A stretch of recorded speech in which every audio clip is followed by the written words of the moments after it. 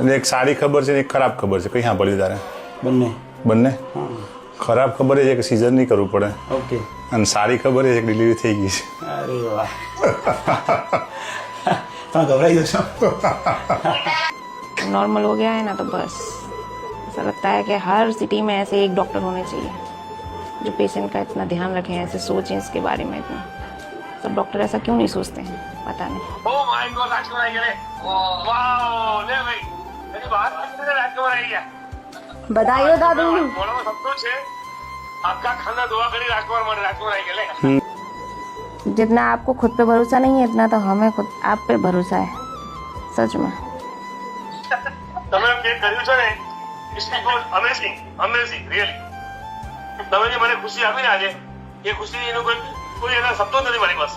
બાકી premature delivery થઈ જશે તો રિસ્ક ના લેવાય. એટલે 3 મહિના તો ઈંટો લગાવીને ઊંઘ્યા બરાબર, ઊંચા પગ કરીને. પછી છેલ્લે રિઝલ્ટ એ જ આવ્યું કે હવે તો બાળક તું બહુ ઊંચું છે, નીચે આવી નહીં. હા તો જોક થઈ ગયું. પછી હતી એટલે બતાવવા ગયા તો કે એડમિટ થઈ જાઓ, બેબી બહુ ઊંચું છે, નીચે નથી આવ્યું, એટલે સી સેક્શન કરવું પડશે. બહાર જ આવી ગયું નોર્મલ, નીચે શું આવી ગયું, હાથમાં જ આવી ગયું. હવે તો બીજા બધા કરવાના નહીં, બાકી તો છોકરાઓની લાઈન લગાવીને અહીંયા જઈએ જેટલા બી કરવું હોય તો. મારું નોર્મલ થયું એના કરતાં તો તમારા કામથી હેપી છે कि बहुत सारू काम करे छे, बहुत सारू काम करे छे. मायका तो यूपी है, यहाँ ससुराल है वडोदरा. वडोदरा से आए हैं. 9 मंथ वहीं ट्रीटमेंट चला और वो डॉक्टर हाँ ही नहीं बोल रही थी कि नॉर्मल करेंगे, बस एक ही कि सीजर करना है, एडमिट हो जाओ, इसलिए आपके पास आए. मन की फीलिंग तो ऐसी है कि सच में हमने कभी आज तक ऐसे डॉक्टर ही नहीं देखे. ऐसे फर्स्ट टाइम मिले ना तो तब से घर जाके बस वही बातें करते थे हम लोग कि डॉक्टर ऐसे होने चाहिए. पहले सब ऐसा बोलते थे डॉक्टर भगवान होते हैं, भगवान होते हैं. आपको देख के लगता है कि हाँ यही है सच में डॉक्टर भगवान. Oh my god. શું છે બેબી બાબો છો? શું છે? હા. Oh thank god. મારું નામ રવિ પટેલ છે. હું by education I am an engineer and by profession I am a businessman. અમારી પોતાની ફેક્ટરી છે પ્રિન્ટિંગ એન્ડ પેકેજિંગની. તમે ને હું એક જ ફિલ્ડમાં છું. તમે દવા આપો છો, એ દવાના બોક્સ હું બનાવું છું. મારું આખું મેન્યુફેક્ચરિંગ યુનિટ છે બરોડામાં.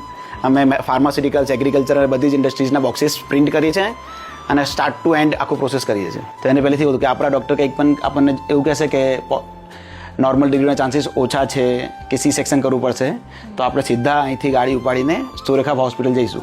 Same thing happen. અમારા doctor earlier she was saying કે there is a chance 50% chance, but જેમ જેમ ડિલિવરી નજીક આવીને તેમને થોડું અમને લાગ્યું કે હવે કદાચ ચાન્સીસ ડિક્રીઝ થઈ રહ્યા છે એમના પ્રમાણે. એ લીધા. સર કન્ટિન્યુઅસ ફોન પર ટચ પર હતા. 2-3 વખત વાત થઈ સરની, અને સર મિસ કોલ જોઈને પણ સર સામેથી ફોન કરે છે ઇવન ઓન નેક્સ્ટ ડે. હા, તો સરે ફોન પર ગાઈડ કર્યું અમને. થોડું પેન થતું હતું 3-4 દિવસ પહેલાં. તો સર કીધું જેમ પેન વધે તેમ તરત નહીં કરતો. આજે સવારે મારી વાઈફને થોડું પેન સ્ટાર્ટ થયું તો 10-11 વાગે અમે લોકો નીકળ્યા અને 3 વાગે અહીંયા આવ્યા. અને જસ્ટ અત્યારે લગભગ પહોંચ્યા એના 6:15 વાગ્યા જેવું ડિલિવરી થઈ ગઈ. So we are very much grateful for Ranjit sir and the system he has built in such a small town. It is એકદમ અનએક્સપેક્ટેડ છે. હા સ્મોલ ટાઉનની અંદર આટલું કંઈક હોઈ શકે છે. હા રાઈટ. સરને એની માટે હેડ્સ ઓફ છે કે આ રીતના આટલા નાના ટાઉનમાં આ રીતનું એક ઇકોસિસ્ટમ બનાવી છે એમને. સિસ્ટમ બનાવવા વાળા તો એ જ છે.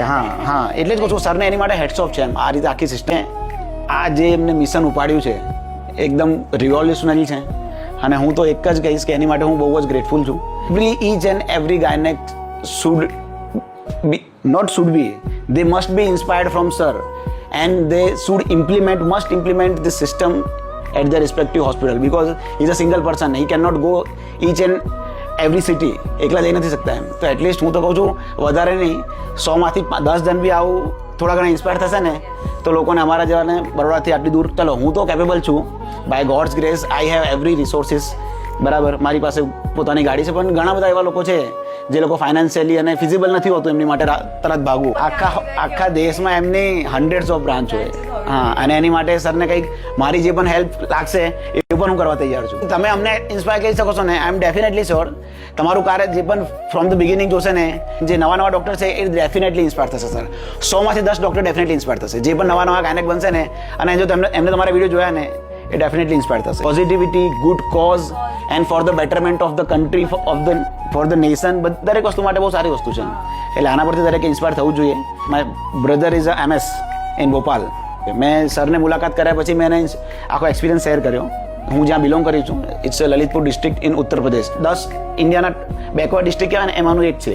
તો મેં એની સાથે ચર્ચા કરી કે આ રીતે સર કામ કરી રહ્યા છે, આપણે પણ કંઈક કરવું જોઈએ. તું ડૉક્ટર છું, એની ઈચ્છા આવી તો હું મોટા સિટીમાં, ભોપાલમાં તો બહુ દવાખાના છે, આપણે કંઈક આટલું મોટું તો નહીં પણ તું કંઈક શરૂઆત કર, હું તને બેક કરું છું એમ.